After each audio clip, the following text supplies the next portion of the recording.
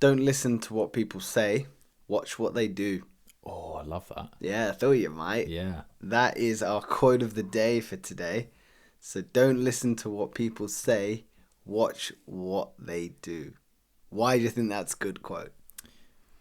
Because people often tell you an idealist's version of something in the form of advice.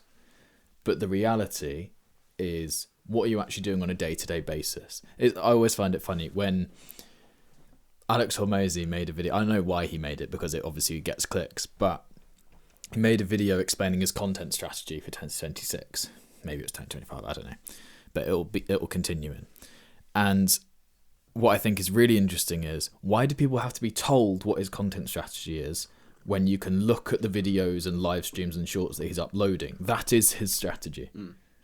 How is he editing his videos? He doesn't need to make a video on how he's editing his videos. You can see the videos, you know?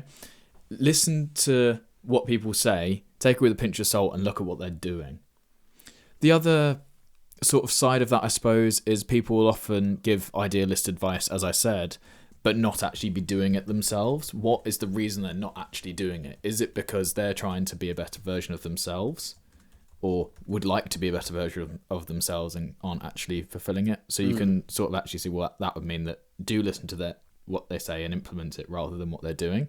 There's another do as I say, not as I do, because Absolutely. So again, it's all contextual. But yeah, I love it. I'd love it allows you to also copy what people are doing or learn from people without them having to tell you something, because you're learning from what they're doing. Well, behavior is an honest form of communication, isn't it? If I tell you to go to the gym every day because it's better for you, and I don't go, you'd be like, well, he clearly doesn't trust the information he has, so why would I listen to him? Whereas if someone doesn't tell you they're going to do something, they just do it, it's clearly the most it's the most realistic form of communication. It's not fake, it's not easily manipulated. Actions are going to carry the highest signals because they're harder to fabricate. You can't make those things up, whereas I can lie through my teeth when it comes to tell you what I should do or what you should do. So yeah, absolutely. And it's interesting how it plays out when it comes to relationships as well. You know, we always say, don't listen to what they say, look at what they do. If someone legitimately cares about you or wants to be in a relationship, they'll show you. Actions speak louder than words. 100%. So when it comes to relationships, if someone wants to be with you, or if there's something that they need to change to allow the relationship to flourish, and they're not doing it, and they say they're going to do it, chances are they're not going to do it, because if they wanted to do it, they would do it. Yeah. It makes me think of that Mark Manson quote, which I say all the time, and I always butcher it, but I love it. If you want to do something, you will do it. You just will. You'll find the way to make it happen because it's a priority for you. If you don't want to do something, you won't do it. So regardless of whether you tell yourself you want it or not, you won't do it. Yeah. So really what you should do is, if you're realizing you don't want this thing and you're not doing it, just relinquish any guilt from not doing it, because you clearly don't want to do it. Yeah.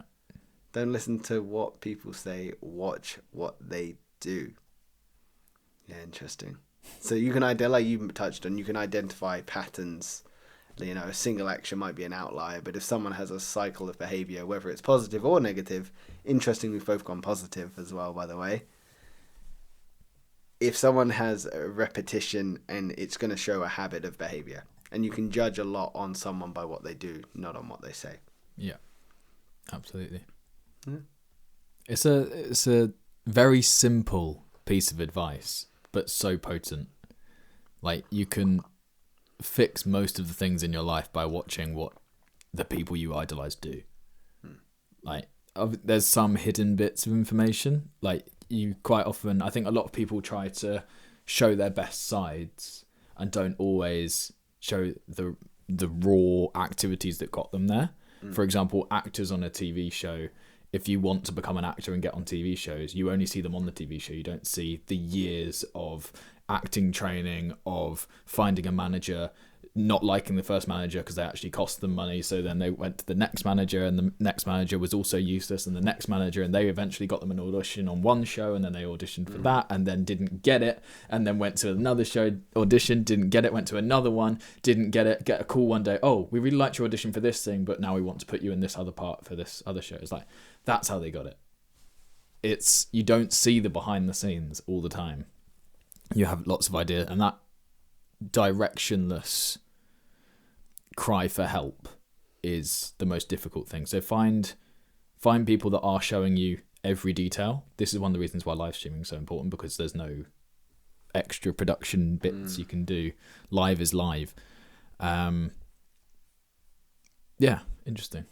Yeah, it's a good one, isn't it? Because it just shows authenticity as well. You know, you can tell people, you can say all the words underneath the sun, but until you actually take action, nothing is set in stone. You know, it's the thing we keep saying of do the thing. Yeah.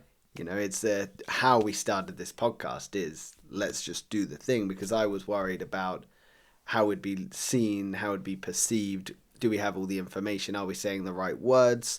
Do we stumble? Do we stutter? Are we eloquent with our words? And you're like, we've just got to do it. You know, we just got to do the thing. Let's not talk about it. Let's not plan for ages. Let's just set up some cameras, set up some mics, and do the thing. Yeah, absolutely. It was interesting as well, because when we started, we filmed the first 2 episodes and we said, right, we'll upload them next week. And I hated that, because it was like, what, so we're just going to not put something out into the world straight away? What are you on about? I was like, why are we waiting? In hindsight, I'm glad we did, because it got rid of my impulsive wants. So it's, if I want to do something with longevity, generally holding off on the initial dopamine hit of I'm going to record it and just post it and done.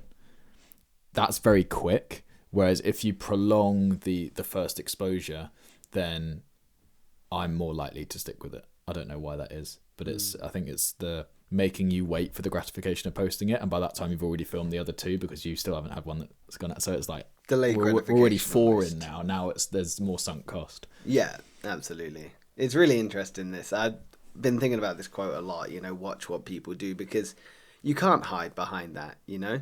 It's a real honest form of communication, showing people what you wish to achieve, and it's showing people how you want to be treated as well. You know, if I treat you with respect and everyone else with respect, it probably shows that I'm probably somewhat of a nice guy. Rather than me telling you I'm a nice guy and I deserve respect, I'm showing you. Yeah. But again, it's the counter of that as well. If I'm treating people poorly but then telling you I'm a nice guy, which one are you going to believe? Yeah. You know, it's how do you treat those that have nothing to gain from you? Are you still respectful? Or you have nothing to gain from them? Are you still respectful, still polite, still open for communication? Yeah, I really like this one.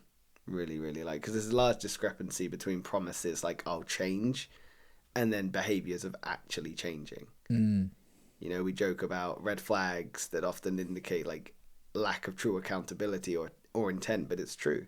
You know, you can be in a relationship and someone's like, oh, I'm going to change. I want to change. Tell me what I need to change. It's like, well, show me that you want to change. And maybe there's times where we're all capable of that. I think throughout different relationships, there's time where I would say more than I would do. Maybe that was my naivety, my immaturity, whereas now as I've gotten older, I definitely do more than I say. And I'm almost proud of that. I don't like telling people what I'm doing now. Not because I'm scared to share, but because I'm like, well, it'll come out. You'll see the outcome. Yeah. You know, I don't need to tell people that I go to the gym all the time. I don't need to tell people we're working on the podcast. You know, I actually don't like telling people about the podcast, because I would love for it in like a year, 2 years, 3 years to be like, oh shit, you guys have a podcast. They're like, yes. I'm like, when did you start that? 3 years ago. Yeah. What? How have I never known? It's because why would you need to know? Yeah. Sure, you could have supported and helped along, but I'm like, well, we're going to get there regardless. And I want to be like, well, look what we've got now. Yeah. No, that's very cool. I can't do that. I'm too extroverted into the world. I have to tell everyone everything. You are a lot more outward than I'm a lot more inward. Yeah. Bringing it into this holiday season. Tell me. New Year's resolutions. And lots of people make New Year's resolutions. They say they're going to change and then fall off halfway through the year if they're lucky. Maybe they fall off day one. Maybe they fall off week one. What are your thoughts on New Year's resolutions and people saying they're going to change and maybe not implementing it? You know what I think of New Year's resolutions, which is why you've asked. I don't like them. Not the idea of changing. I love that idea. Embrace change. Embrace trying to make yourself a better person. Don't wait for some arbitrary date to make it happen. It's the whole do the thing again. If you want to learn another language, if you want to get into the gym, if you want to build a business, why are you waiting for a new calendar year to try something you've always wanted to do? Make it happen, do it now. Yeah. I don't like the arbitrary waiting. I get that people like it because it feels quite groundbreaking. But in reality, the day of the new year is exactly like the day before. It's just we've decided that it's a reset on the calendar. Yeah. What about you? I like them. I think sometimes people need an extra push to begin change. Ordinary day-to-day life doesn't necessarily give you that. There's not a natural time to be like, it's a Wednesday afternoon. Now is the time I'm going to start going to the gym and eating better and, looking after my health. Like, that takes a lot more willpower than waiting for a date. That date comes, then you have that block of like, oh yeah, but I've done it every day this year so far. It's like, I don't want to give that up now. I get the point you're making, and it's really interesting that we actually have these views, because you would think, based on who we are, that we would have the other views. Yeah. I would be a little bit more understanding, where you'd be a little bit more, nope, do it. If you want to change, make it happen.